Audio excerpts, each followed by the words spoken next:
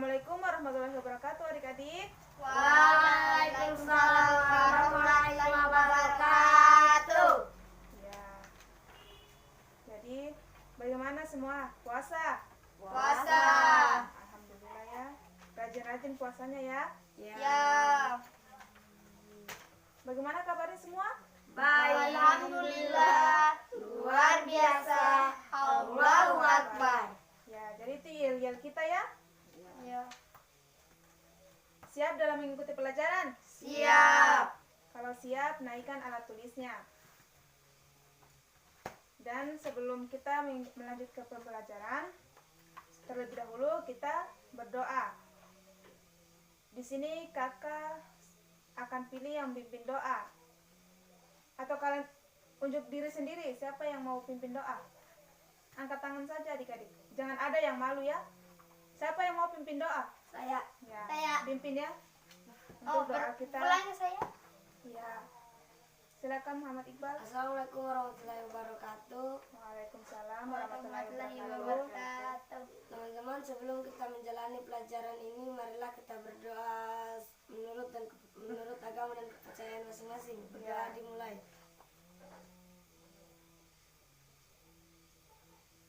Berdoa selesai. Ya. Berdoa selesai ya. Selanjutnya kakak akan absen. Dengarkan namanya baik-baik. Suryati Hadir. Muhammad Iqbal. Hadir. Laode Muhammad Al-Fahri. Hadir. Ya. Rajin-rajin semua sekolahnya ya. Jangan ada yang malas. Di sini di pagi hari ini kakak akan menjelaskan bahasa Indonesia. Di sini tema kita itu tentang daerah tempat tinggalku. Ya. Dan di sini kakak akan menjelaskan tentang teks-teks fiksi. Ya. Ada banyak di sini kakak jelaskan. Coba lihat bukunya, di situ ada apa-apa saja? Menjelaskan Teks fiksi beserta unsur-unsur pembentuk bukannya. ya. Selanjutnya menjelaskan jenis-jenis teks fiksi. Lanjut. Menjelaskan amanat dalam teks fiksi. Ya. Selanjutnya apa lagi? Menjelaskan tokoh utama dalam Teks fiksi. fiksi. Ya, jadi kakak akan menjelaskan juga tokoh utama dalam teks fiksi. Selanjutnya menentukan karakter tokoh protagonis dan antagonis dalam teks fiksi. Ya kan? Terus selanjutnya kakak akan mengidentifikasi tokoh-tokoh dalam teks fiksi. Ya.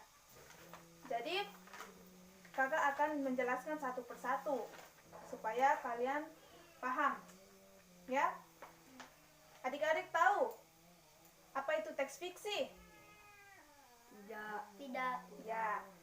Jadi di sini kakak akan jelaskan. Jadi di setiap daerahnya kita ini di Indonesia ini itu memiliki cerita rakyat. Ya. Memiliki cerita rakyat yang menjadi ciri khas daerahnya.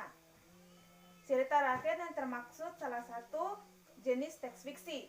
Jadi cerita rakyat itu termasuk teks fiksi. Ya. Tahu cerita rakyat toh? Tahu.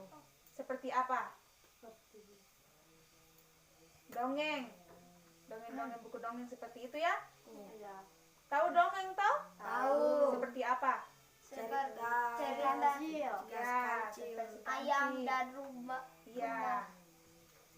Nah, jadi sini kakak akan jelaskan. Teks fiksi itu adalah teks yang berisi rekaan atau khayalan yang tidak berdasarkan kenyataan.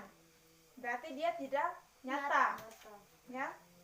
Hanya diceritakan di dongeng. Iya, dia hanya berupa cerita. Bukan adanya faktor kenyataan, ya. Ya. Selanjutnya, unsur-unsur teks fiksi. Coba lihat di bukunya ada unsur-unsur teks fiksi, yaitu sini kakak akan jelaskan ada tema, tokoh, alur, latar, dan amanat. Ya, mungkin tidak ada di bukunya ya. Ya, jadi tema. Tahu tema? Apa itu tema? tema itu Jawab saja, Dek. Judul judul dari cerita. Ya, tema itu judul dari cerita. Ya. Iya. Ya, jadi tema itu dasar cerita atau sesuatu yang menjadi pokok terbentuknya suatu cerita. Jadi, kalau seandainya kalian baca sebuah cerita, di situ kalian pasti bukan kalian lihat judulnya, seandainya judulnya Kancil dan Rubah, berarti itu bukan tema ya, tapi itu judul. Tema itu dia ringkasan dari sebuah cerita itu, hal yang terpenting dalam sebuah cerita. Ya, mengerti toh? Mengerti. Ya. Kita lanjut di tokoh. Tahu tokoh? Tokoh pemeran utama. Ya, tokoh itu pelaku cerita, ya, pemeran dalam cerita, ya, yang mengalami peristiwa di dalam suatu cerita, ya. Alur. Alur itu rangkaian peristiwa atau kejadian yang terdapat dalam suatu cerita. Alur itu biasa juga itu terbagi menjadi 3. Ada alur mundur, tahu pernah dengar toh? Alur maju dan alur campuran. Iya. Selanjutnya ada latar. Latar itu keterangan yang menjelaskan keadaan dalam suatu cerita. Latar dalam teks fiksi terbagi menjadi 3, yaitu ada latar tempat. Belum pernah dengar? Ada latar tempat, latar waktu, dan latar suasana. Latar tempat itu maksudnya tempat dalam cerita tersebut. Tempatnya di mana? Seandainya contoh seperti dongeng Kancil dan Rubah atau Ayam dan Rubah ya, Ayam dan Rubah. Dia kan seandainya di hutan, berarti itu merupakan tempatnya. Kalau waktu, latar waktu seperti seandainya ayam yang dicuri, waktunya kapan?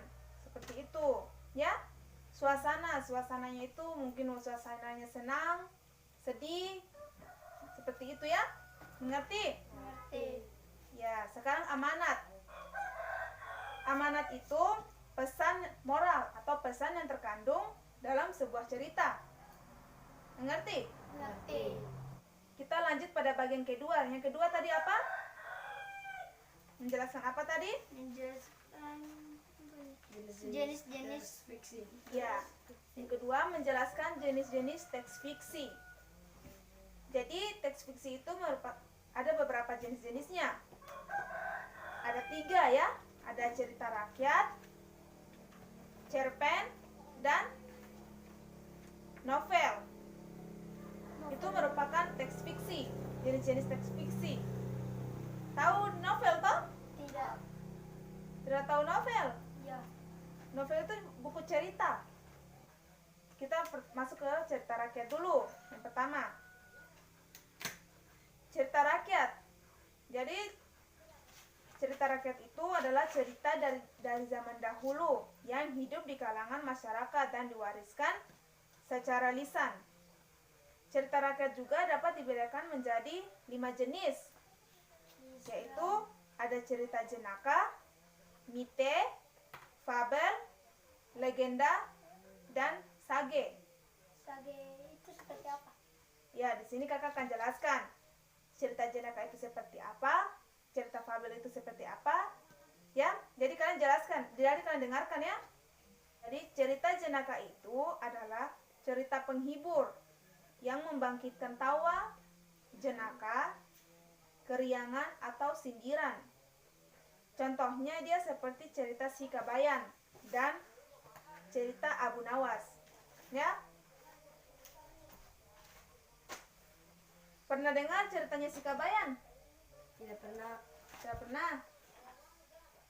Iya, belum pernah. Ya. Jadi itu dia di sini katanya tuh cerita Si Kabayan itu dia merupakan cerita penghibur yang membangkitkan tawa. Maksudnya seperti cerita lelucon ya. Iya. Selanjutnya mite. Mite itu dia cerita yang mempunyai latar belakang sejarah. Dipercayai oleh masyarakat sebagai cerita yang benar-benar terjadi.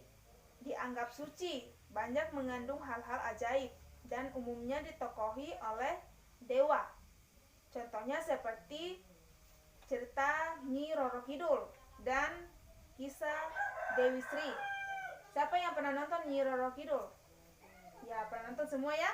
Itu dia merupakan cerita mite, teks miste. Ya? Dia merupakan cerita yang latar belakangnya sejarah, Mengerti? Berarti bukan karena kalian nonton Nyi Roro Kidul berarti kalian langsung bilang, "Oh, ini dongeng." Berarti beda ya? Beda dongeng, beda cerita jenaka, mite seperti itu ya. Jadi kalau yang berupa sejarah itu merupakan mite. Kita lanjut pada bagian fabel. Kalau fabel dia cerita yang menggambarkan watak manusia yang tokohnya diperankan oleh hewan. Contohnya seperti cerita si kancil dan buaya. Ada juga cerita lomba lari kelinci dan siput. Pernah baca? Pernah nonton?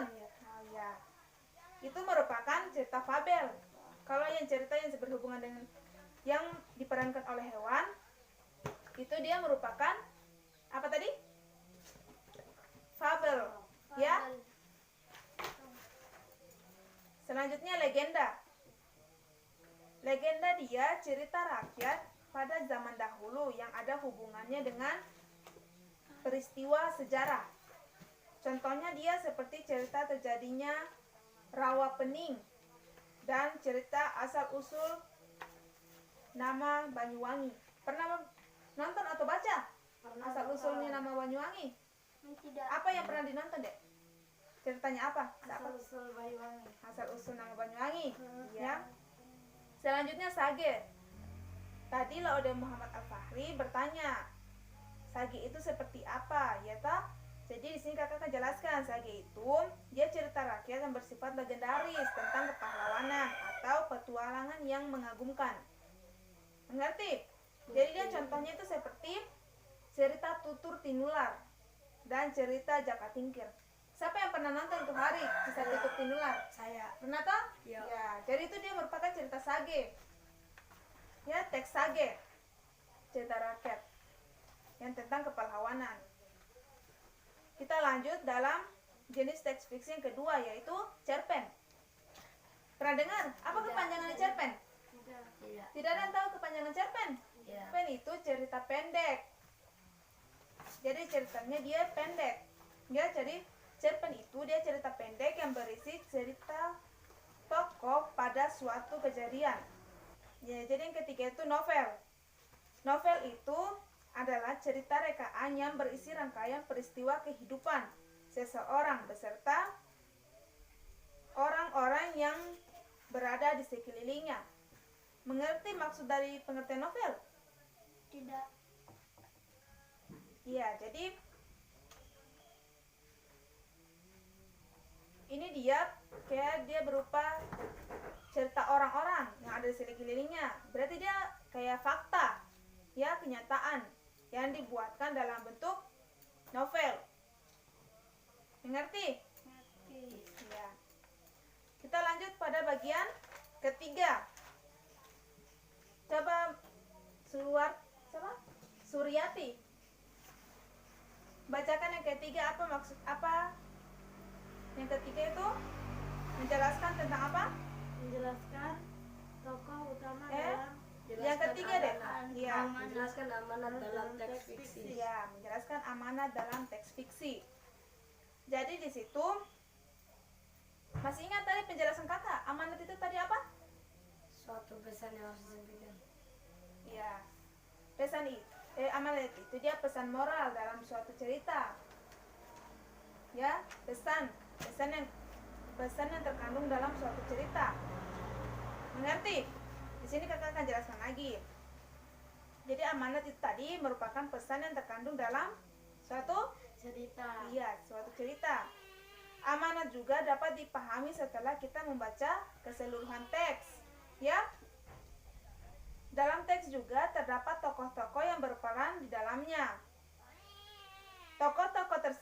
memiliki watak yang berbeda-beda.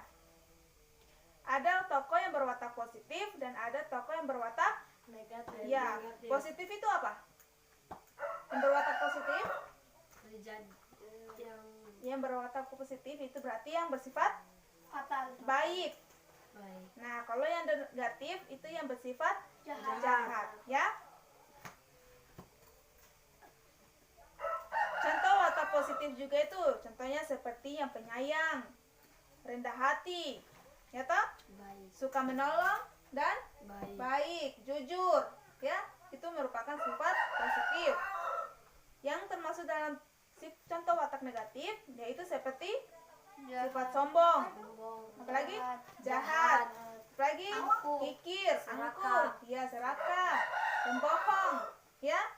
Itu merupakan sifat Negatif. negatif. Coba buka bukunya, di situ ada contoh teks fiksi. Dari coba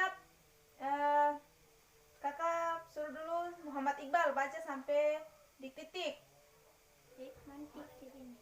yang cerita contoh tadi. Ada situ di bukunya contoh teks fiksi. Ketika ayam-ayam Tiga ayam-ayam sedang mencari makanan di padang rumput, ya Rubah mengendap-endap. Rubah mengendap-endap di balik semak-semak mendekati kandang ayam. ya. Lanjut di Muhammad Al-Fahri sampai di titik. Dari mana? Dalam sekejap Dalam sekejap Rubah mencari mencuri telur-telur ayam yang ada di kandang tersebut. Ya. Lanjut Suryati. Rubah segera berlari menjauh. Rubah segera menjauh. Rubah segera berlari menjauh ke tengah hutan. ya. Terus ketika Tiga ayam selesai makan dan kembali ke kandang, alangkah terkejutnya mereka mendapati seluruh telurnya hilang. mereka menangis sambil berkeliling. di sekitar kandang berharap menemukan telur-telurnya. Ya. Dari contoh teks fiksi ini tadi merupakan jenis teks fiksi apa? Tadi kan ada yang sage, Jenaka. ada cerita jenaka, ada mitem, ada fabel, ada legenda. Jadi dia ini merupakan apa? Jenaka. Yang diperankan oleh hewan. Jadi kalau cerita yang diperankan oleh hewan, dia merupakan jenis teks fiksi fabel. Ya? Ingat ya? Ya. Jadi dalam toko tadi kalian sudah baca toh? Nah, di situ pelaku ceritanya atau tokoh dalam cerita tersebut siapa? Atau apa? Rubah dan Ayam. Ya, Rubah dan ayam. Dia merupakan tokoh dalam cerita, ya? Tokoh Rubah bagaimana? Jahat. Ya, tokoh Rubah jahat. Dia tidak baik ya, karena dia telurnya ayam-ayam. Ya. Kalau sifat watak ayam, Baik. ya, watak ayam baik. Jadi dalam contoh teks fiksi tadi, apa amanat yang terkandung di dalamnya? Apa amanatnya? Pesan moral yang disampaikan untuk cerita tersebut. Tidak boleh mencuri. Ya, tidak boleh mencuri ya, kita. Ya, karena itu merupakan sifat yang tidak baik, ya. Lanjut pada bagian keempat. Coba Muhammad Al-Fahri, apa itu? Pembahasan keempat kita membahas tentang Menjelaskan tokoh utama dalam teks fiksi. ya, menjelaskan tokoh utama dalam teks fiksi. Jadi, tokoh itu merupakan salah satu hal penting dalam sebuah teks fiksi. Dalam sebuah teks fiksi bisa terdapat satu tokoh bisa juga beberapa tokoh. Ya. Setiap tokoh memiliki peran atau fungsinya masing-masing dalam suatu cerita. Jadi berdasarkan peran atau fungsinya dalam cerita, tokoh dibedakan menjadi tokoh utama dan tokoh tambahan. Tokoh utama dan tokoh tambahan. Ya, jadi tokoh utama dia disebut sebagai tokoh sentral. Jadi dia tokoh utama merupakan tokoh yang menjadi pelaku utama atau tokoh yang mengalami semua peristiwa dalam cerita. Jadi tokoh utama juga biasanya akan muncul mulai dari awal cerita sampai akhir cerita. ya, sampai akhir cerita. Mulai dari tengah hingga akhirnya, ya. Jadi tokoh utama juga dapat berwatak positif atau baik dan juga dapat berwatak negatif atau Jahat. ya, atau tidak baik. Kita lanjut pada bagian berapa? Kelima ya. 5. Coba Muhammad Iqbal bacakan kelima pembahasan tentang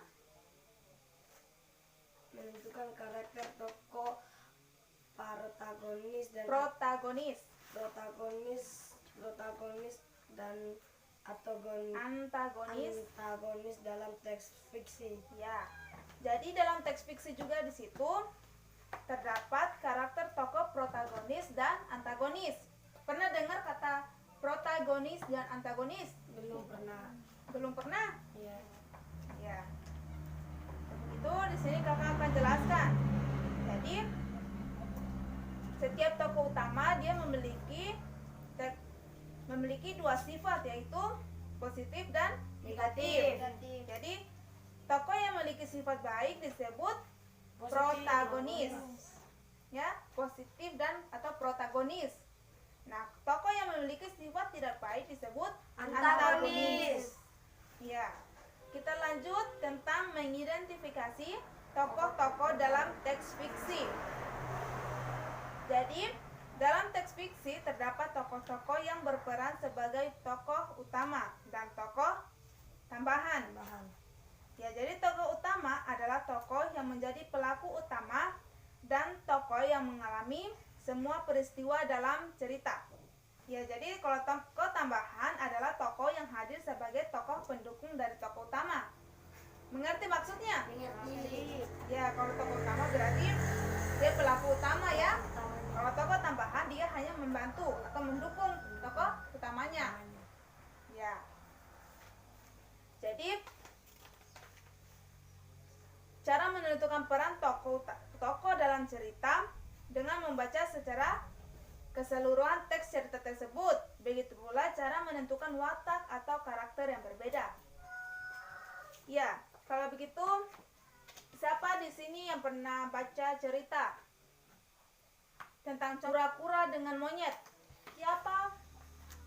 Siapa pelaku atau tokoh dalam cerita tersebut? Kura-kura dan monyet. Ya, kura-kura dengan Monyet. Ya. Terus amanat dari cerita tersebut? Tidak boleh dicontoh. Ya, kenapa tidak boleh dicontoh? Karena sang monyet sangat serakah, tidak mau berbagi dengan temannya. Ya, dan juga mengambil milik orang lainnya, itu tidak baik. Ya, jadi mungkin kalian sudah mengerti ya tentang penjelasan cerita tadi, tentang cara menentukan amanat dan jenis-jenisnya ya. Karena juga jam kakak sudah selesai, jadi kakak akan akhiri pelajaran hari ini. Untuk itu, sebelum kita pulang, marilah kita berdoa. Yang pimpin doa Muhammad Al-Fahri. Ya, silakan. Marilah teman-teman, sebelum kita pulang kita berdoa menurut agamanya masing-masing. Berdoa dimulai.